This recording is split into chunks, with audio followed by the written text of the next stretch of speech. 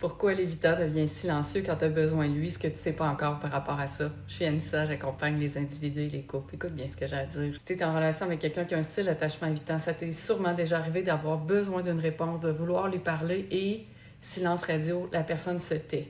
Et là, on dirait que la personne prend une distance, a les yeux dans le vide, t'écoute comme plus ou moins. Puis là, tu te dis, coudonc, il s'en fout-tu ou quoi? Je parle-tu dans le vide? Y a-tu quelqu'un qui m'écoute? Et souvent, quand ça arrive, on a tendance à se sentir seul dans une relation, avoir l'impression d'être la seule personne qui veut que ça fonctionne finalement. Et la froideur que la personne te démontre, c'est très dur à comprendre. Quelqu'un qui a une polarité anxieuse, la personne se dit, mais voyons donc, si la personne m'aimait, elle n'agirait pas comme ça.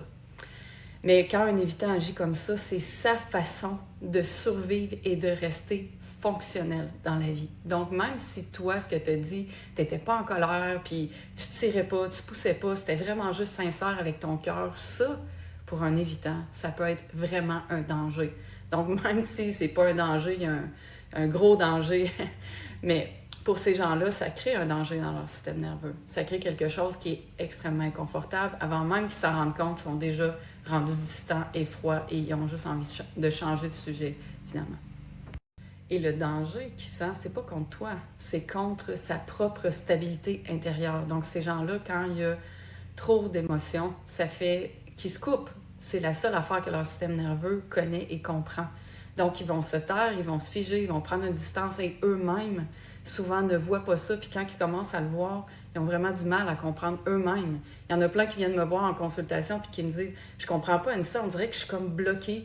Puis ça se fait tout seul, je sais pas comment arrêter ça. » Et plus lui est comme ça, plus que toi, tu as besoin que la personne soit proche de toi, qu'elle te dise un mot, qu'elle te colle. Tu as besoin d'un signe que la personne est là, toujours dans la relation, puis qu'elle t'aime vraiment. Puis plus que tu fais ça, plus que la personne s'éloigne.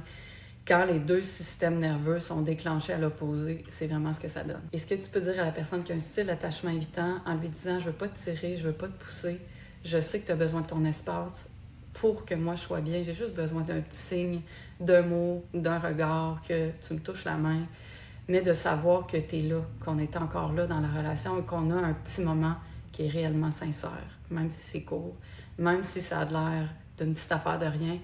Pour moi, ça va changer beaucoup de choses. Le rejet que tu sens de l'évitant, c'est pas nécessairement contre toi, mais c'est une armure de protection qui se dépose pas à pas. Et c'est avec des petits gestes, des petits mots, des petits regards que la personne, finalement, va commencer à recréer, à s'ouvrir dans ce lien-là pour te dire « Je suis toujours là, je t'aime, mais je sais juste pas comment faire. » Est-ce que ça fait du sens, tout le monde, tout ça? Si ça te parle, écris « Oui, ça me parle. » Bye!